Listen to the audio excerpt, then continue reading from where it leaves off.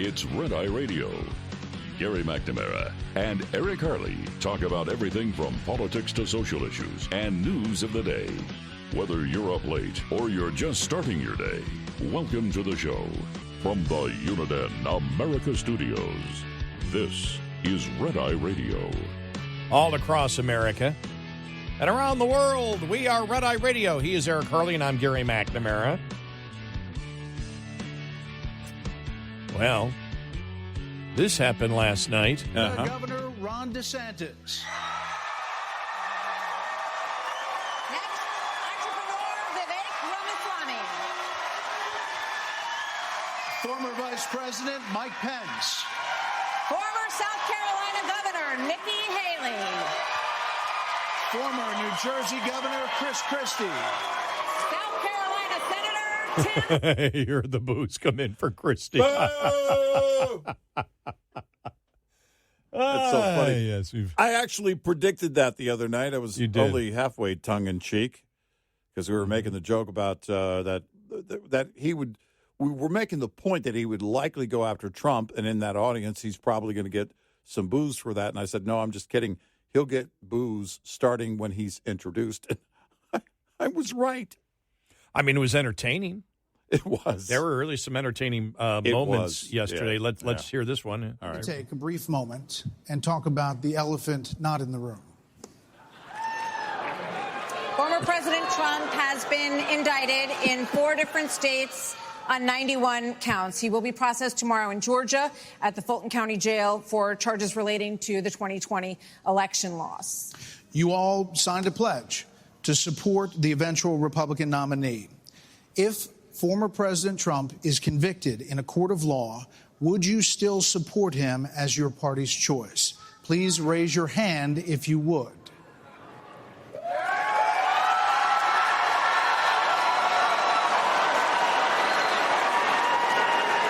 Just hold on. So just to be clear, Governor Christie, you were kind of late to the game there, but you raised your hand? No, I'm doing this. Look, I'm doing this. And not I know this. you didn't. Whoa. No. What's the Look, here's the bottom line. Someone's got to stop normalizing this conduct. Okay? Now whether or not you believe that the criminal charges are right or wrong, the conduct is beneath the office of President of the United States.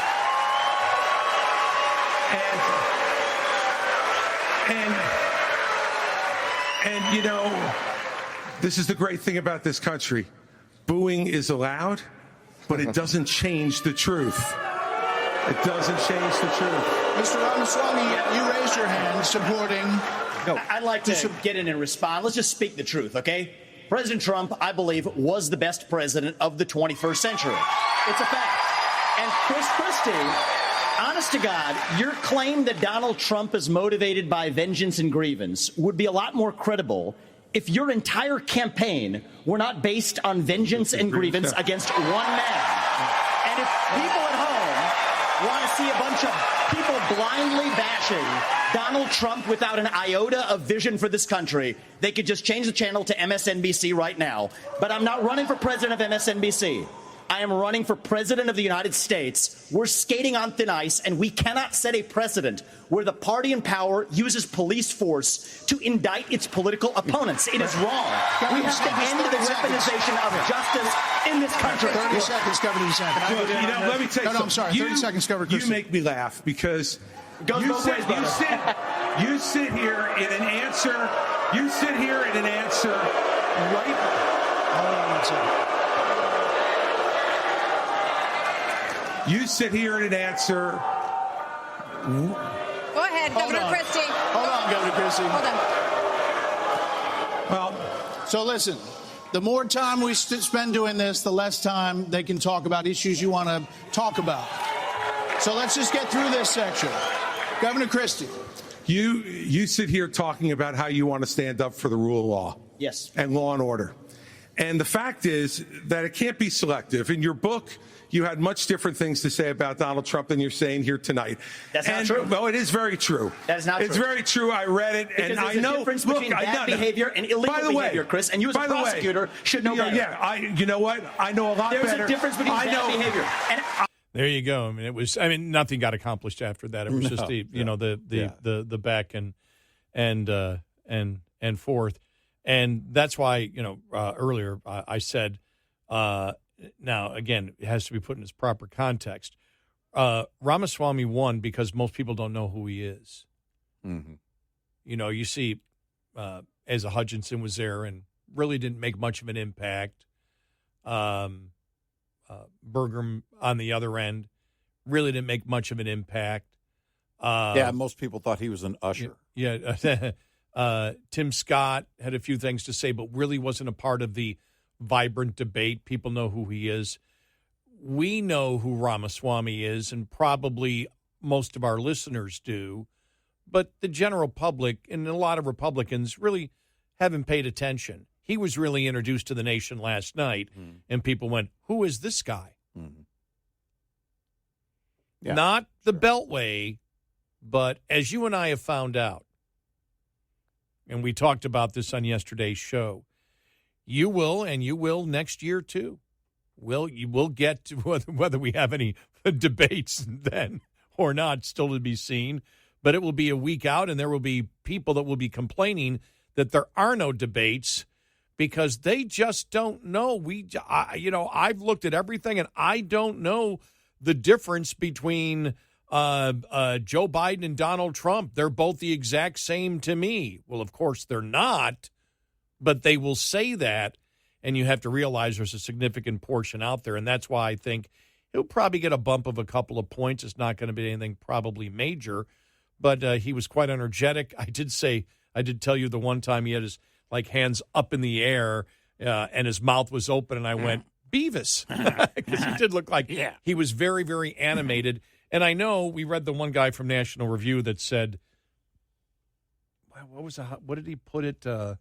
Painlessly young? Yeah. Or painfully. Painfully young. Yeah. Painfully, not painlessly. Yeah. Yes, exactly. Painfully young. I didn't see that.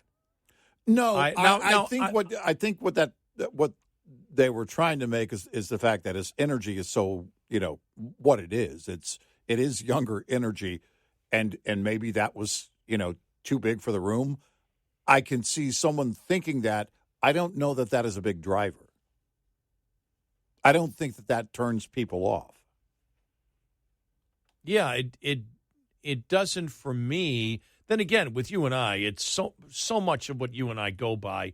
We understand. Well, if anybody listens to the show, we have our opinions, which are mostly most of them are, well, all of them are based on the substance of where you stand. Mm-hmm. But we can analyze a debate and know one thing that I do know is things that make me want to vote for a candidate don't make other people wish to vote for a candidate. Right. I know personality is very, very big. Mm-hmm. I know tone is very, very big for a lot of people.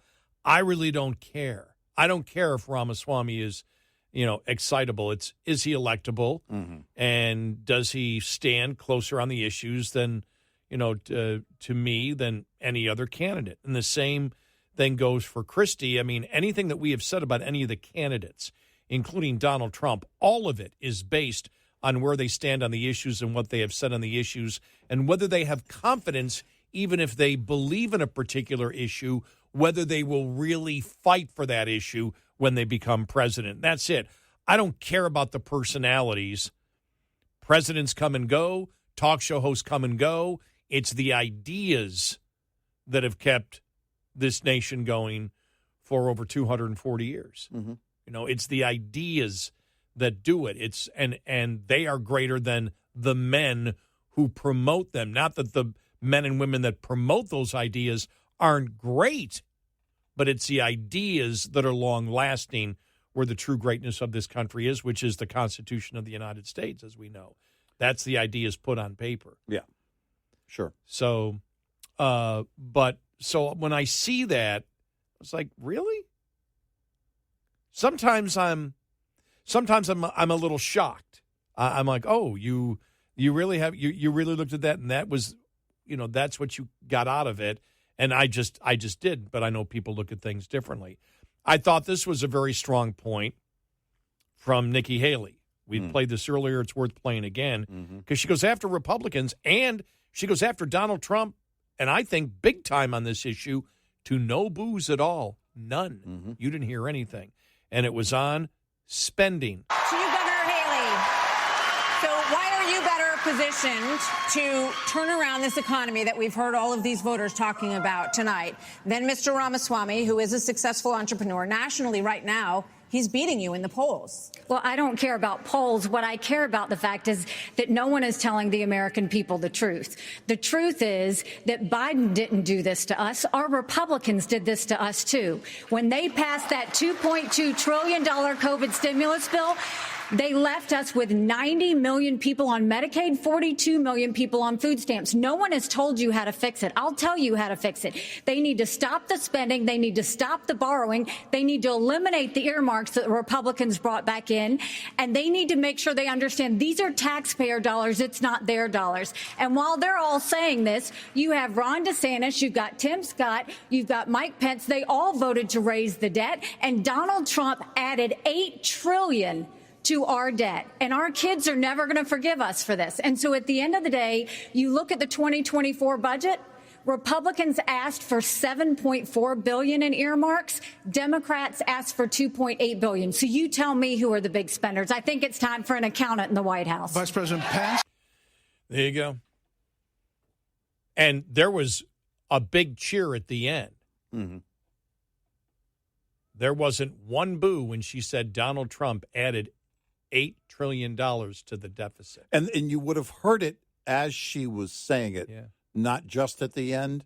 You likely would have heard that, which means everyone there was in agreement about where we are fiscally as a nation. In that room they were. Well, as you know, as I've said across the board, because you and I have this conversation all the time, and we've had it on the off the air and on the air, and that so many of the Trump supporters that I know, and I mean, you meet them and they've got the Trump shirt on, the Trump hat, Trump. Every single one of them knows Trump's weak points. Every one of them knew. Every one of them knew when Donald Trump acted more like a Democrat. They knew it. Yeah. They knew it. They accepted it. They will still vote for him, but they understand it. And I think that was a key right there, because we always wonder, are Republicans ignorant and blocking it out? It showed right there. They're not blocking it out. They know the fiscal situation, and they know that Republicans are also part of the blame. Yeah. Including people that many in the Republican Party have practiced political ideology over. Yeah, sure. Excuse me, idolatry, not ideology. Yeah. Idolatry over. And Trump is one of those rare candidates that you have seen that type of political idolatry. Obama's another one from the Democrat side. And so it's not that they're ignorant. They know. And I think that was a very telling moment last night. Yeah, it will be interesting to see where the party goes on the issues, or each of the candidates goes based on what they're seeing and what that support is along the way. The polls, what's interesting is I want to see what the polls show after the first debate or two. Everybody's waiting for that, any shift that's going on there. You didn't see DeSantis make any real noise last night. On the border, he made a solid point on the border.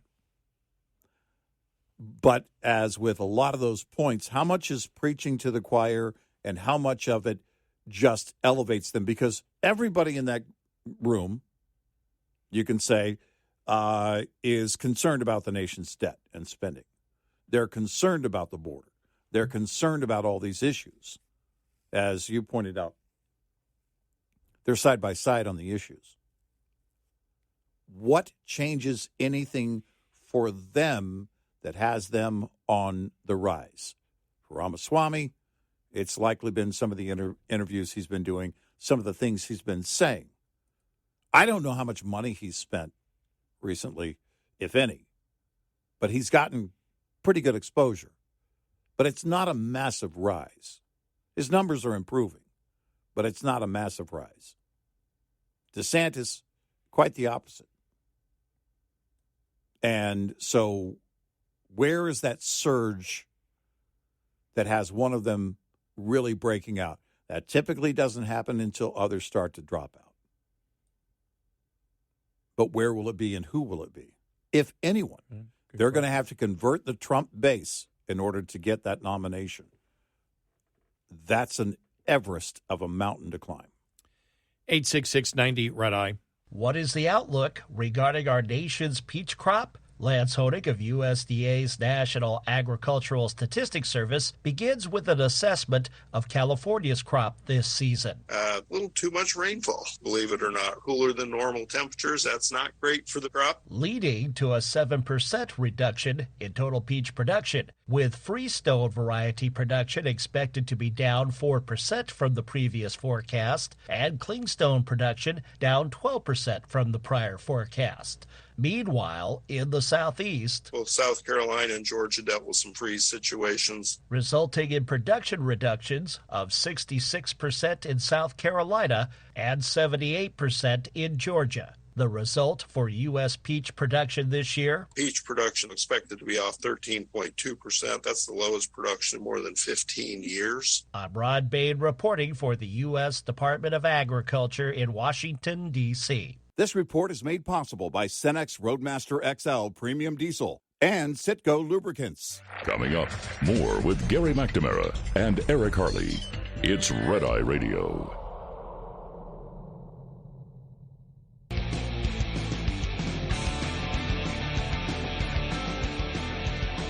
It's Red Eye Radio. He's Eric Harley, and I'm Gary McNamara. Good morning. Donald Trump will be arraigned today in Atlanta. Yeah, so his mugshot will be everywhere.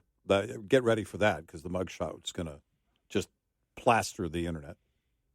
You know, I saw the Giuliani and the Sidney Powell mugshot yesterday. I still sit back and it's not about this case, because this case that they're throwing at them, I believe is a bogus case. Yeah. But I still, every time I see Sidney Powell and Giuliani, I still shake my head because their lawsuits are still pending on Dominion and Smartmatic. Right. And for the life of me, I mean, they were outright lying on those. Right. And to life of me, I've never understood that. Never. You know, you and I looked at Sidney Powell, especially with the can't think of his name. Sidney Powell for the Michael Flynn. When she was Michael Flynn's lawyer, and she did a great job. And all of a sudden, I mean, she got so radical where the Trump campaign actually kicked her off when she was talking about the bribes that the governor, and she had evidence that the governor and the Secretary of State were taking bribes. I forgot whether it was Smartmatic or Dominion. I can't remember. Yeah, well, and it was like, what? With her, you might be able to convince me that aliens are here and that they're occupying the bodies, taking over the bodies of other humans. Yeah, because I can't explain the difference in those two Sidney Powells. Right. Now, that has nothing to do with this case. No. Which I believe is both. I mean, and that's a civil case. Mm-hmm. That's a civil case, and none of this should be criminalized. But I'll tell you what, Trump needs to be worried with that employee number 4 that flipped at Mar-a-Lago. On the documents case. Case. Yeah. And also Mark Meadows apparently testifying that he was leaving that Iran war plan just laying around. Right. That's not good. Mm-hmm.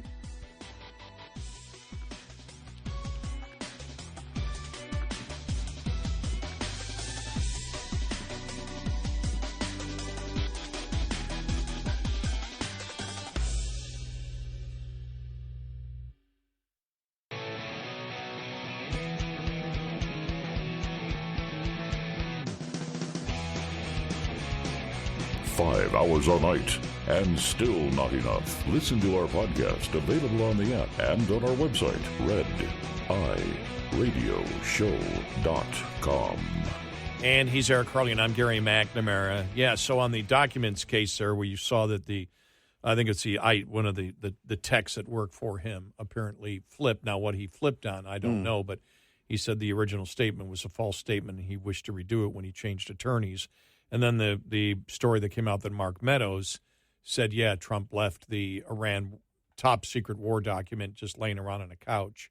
That's not good. I'm saying that's not good in the fact that he's more likely to be successfully prosecuted on that. Now, we both believe this should have never gotten to this point, that the archives and whoever should have just worked out with him and come to a conclusion on this, because they didn't prosecute Hillary Clinton and she wasn't president of the United States. We see nothing coming from the special counsel on Joe Biden, and we also know when remember the Sandy Berger case, actually going into the archives and taking out top secret documents. Man, Joe Clinton looked good. We know the history of it, and so it's a clear case of a two-tier justice system. If Trump is guilty with what he did, there was also no underlying crime. Right. But if he did do it, absolute stupidity on his part.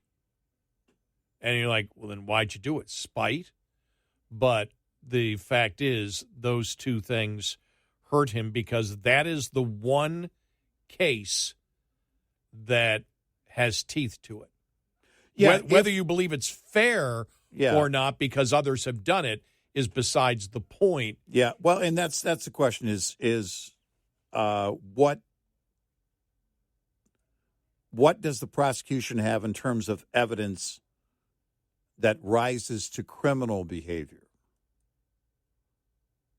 Even with the Mark Meadows comment or statement, what do they have as evidence aside from him saying, all right, it's out in the open, okay? A former president who is careless with the documents, and you're going to go at him with the violation, I guess, of the Espionage Act. What are you going to use as your, are you going solely based on what people are saying, what they saw, or where is that burden of proof? And I don't know. I don't know in a jury setting where that line is, because you get the right jury or the wrong jury, and it goes one way or the other. All you need is one.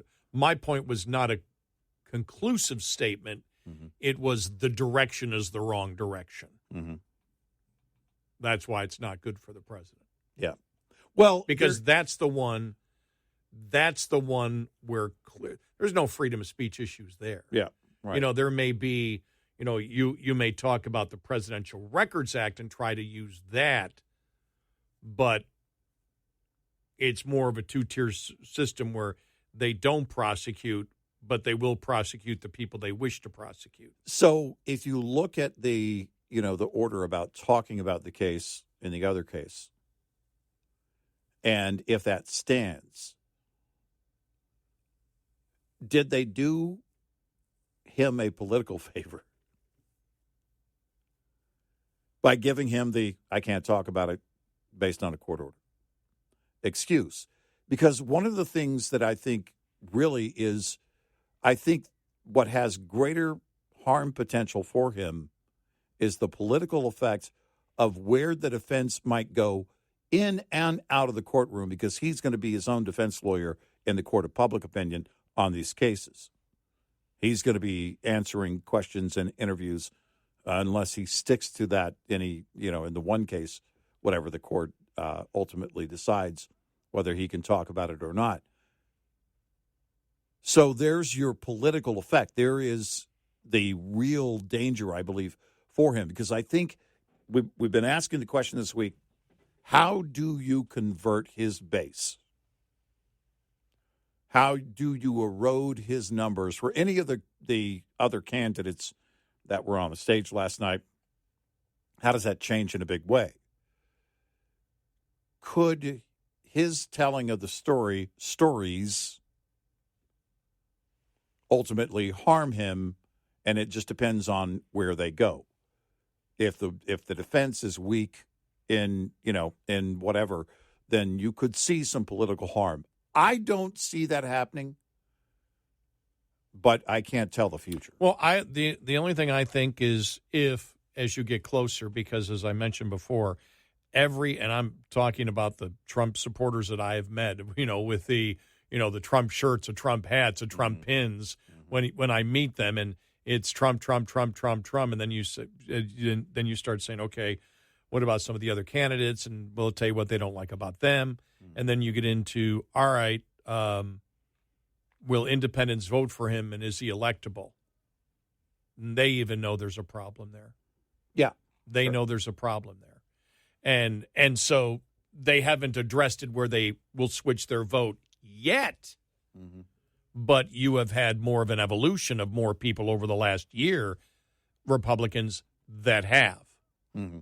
Right. And so that would be, I don't think anything, as I said, if I was running and it was my job to attack Trump, I would hit him on Fauci, COVID, lockdowns, his support of the vaccine.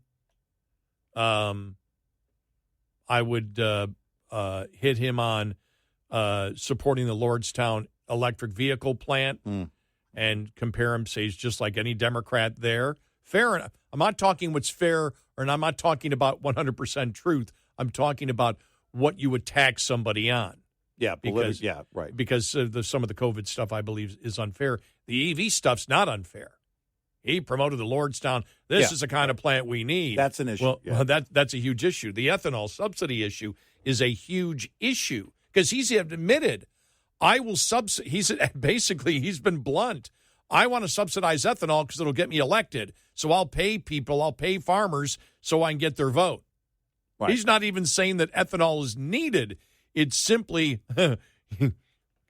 I pay the farmers, they vote for me.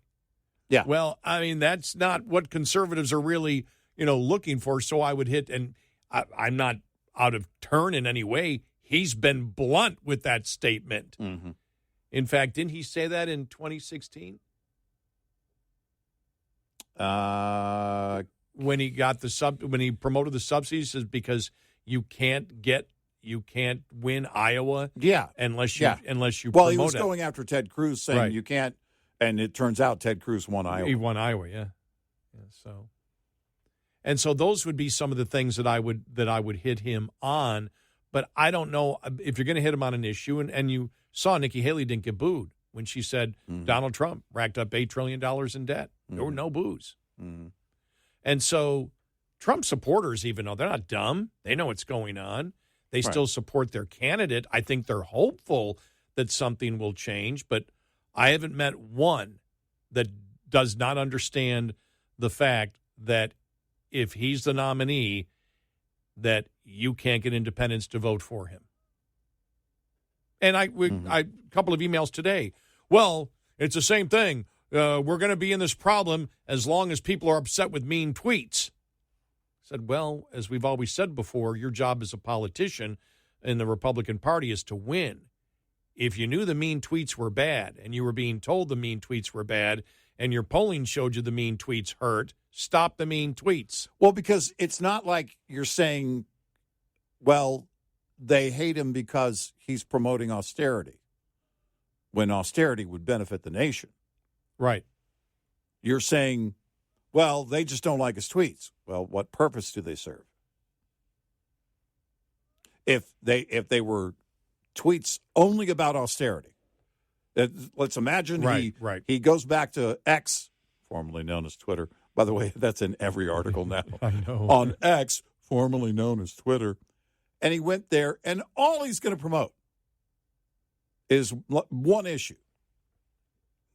I think this will help us, and this is what we need to do. And then everybody's, oh, no, we don't like that. We don't. Okay, well, that's very different. So what does the behavior serve is the question. Now, if people don't have a problem with it because they're like, yeah, I don't care. I really don't care. I don't behave that way, but I don't care that he behaves that way because he's getting the job done. At the end of the day. It didn't bother me at all. Didn't bother you. No, no. But it does.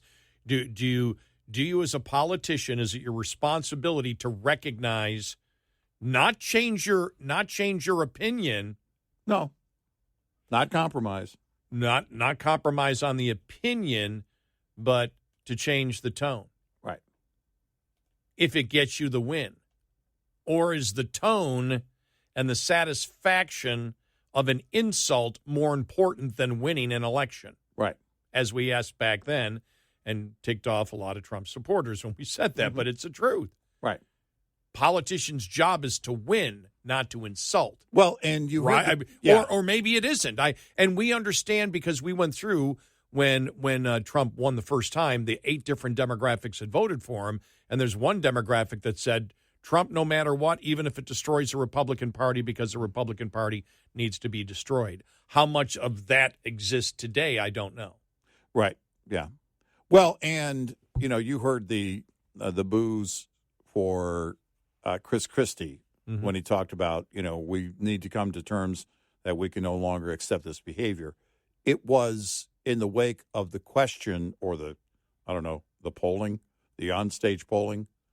If he's convicted, will you still support him? Raise your hand.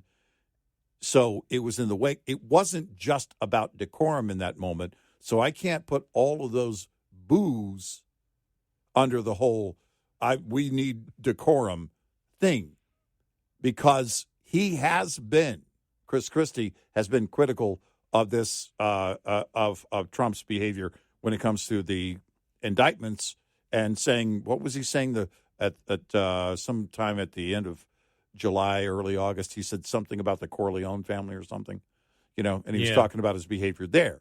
So and also showed his support for Christopher Wray, that he would keep him as FBI director, and so which is a huge issue.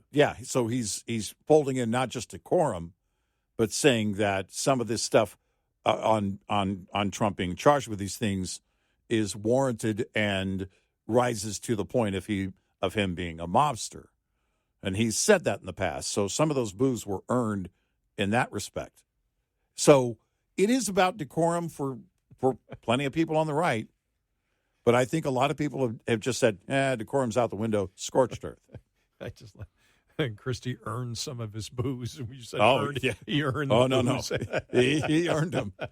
When you were playing the audio cut earlier, I almost booed. Oh, wait a minute. It's not live. He can't hear me. Never mind. 866-90 Red Eye. Lines open for your calls. 866-90 Red Eye on Red Eye Radio. Camara. What will frustrate me the most is if we get to next year and the Republicans don't win, no matter who the candidate is, especially when landslide numbers on the issues. Here's an example. Latest permitting reform poll was done. And listen to some of these numbers here. All right. Should permitting reform can pave the way for a more diverse energy portfolio, supporting the growth of clean energy sources like wind, solar, nuclear, natural gas, and hydropower. Is that a convincing argument? Would you agree with that? 91% agree, 9% disagree. The U.S. has been blessed with abundant natural resources. Permitting reform is necessary to unlock the vast potential of American-made energy and restore the United States as a net exporter of energy. 90% agree with that. 10% do not. Through permitting reform, we can seize the transformative potential of natural gas, harnessing its abundant and cleaner energy to drive our nation towards a sustainable future while reducing carbon emissions. 89% agree with that. 11% does not. It's something that we have talked about, the insanity of the Democrats, and you can see that the majority of Democrats are against what the Democrats are doing right now on the grid. Because this is about, we don't talk about oil here, because this is about oil. It's not going to be, that's not going to be a major energy source for for electricity. Right. It'll still be their vehicles, whatever. But and that's just 3 of the questions. I asked like about 100 different questions on permitting reform, and every single one, landslide numbers, Americans saying nope. And I actually looked at, who they polled. They actually, I think, polled a higher number of Democrats than I thought was necessary. Landslide, overwhelming, more than 9 out of 10. Yeah, crazy.